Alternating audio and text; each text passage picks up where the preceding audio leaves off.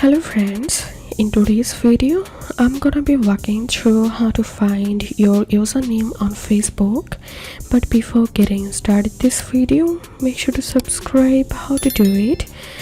So right now I'll show you with my Facebook Lite app. So I'm going to opening my Facebook Lite and I'm tapping on this three line icon to the right hand corner and I'm tapping on my view your profile option. And after that, tap on this three dot icon here and tap on account status, and after that here you will get your Facebook username. So my username is noel.25, and another way is to find your username. Again, tap on this three dot and tap on copy link to profile, and after that if you paste the copy text here, you will get your username here. So that's how you can do it.